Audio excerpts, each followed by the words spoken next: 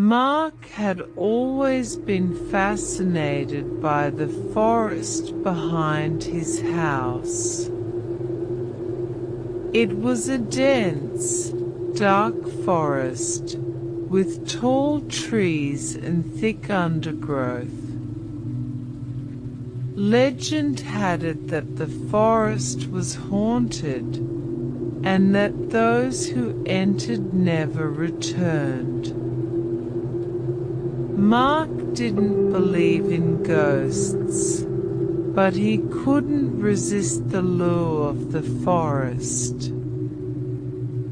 He ventured deep into the forest, following the winding trails and listening to the sounds of the forest.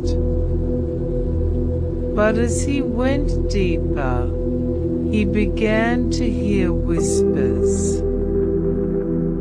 At first, he thought it was just his imagination, but the whispers grew louder and more insistent.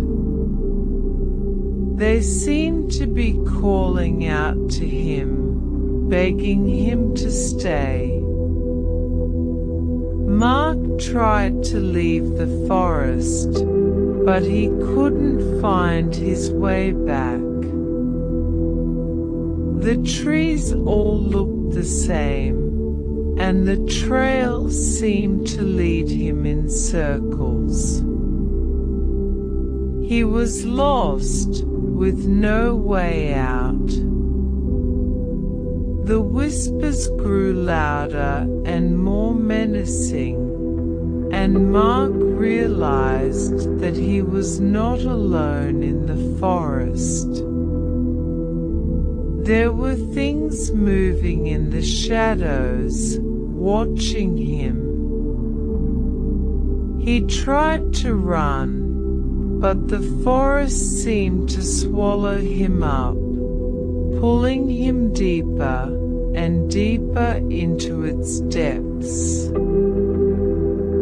He began to see strange visions of ghosts and monsters, of twisted trees and dark, twisting vines. The whispers turned into screams, and Mark knew that he was in grave danger. He stumbled upon a clearing, where he saw a group of people gathered around a fire. They were chanting in a language he didn't understand, and they seemed to be performing some sort of ritual. Mark tried to run, but the people caught him and dragged him towards the fire. They tied him to a post and began to chant louder, their eyes wild with frenzy. Mark realized that he was about to become a sacrifice, an offering to whatever gods the people worshipped. He struggled and screamed, but it was no use. The people lifted their knives, ready to plunge them into Mark's chest. Suddenly, there was a blinding flash of light, and the people scattered.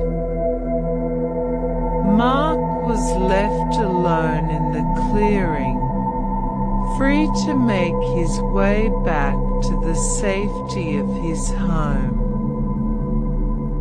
He never ventured into the forest again, but he could still hear the whispers calling out to him, haunting him in his dreams.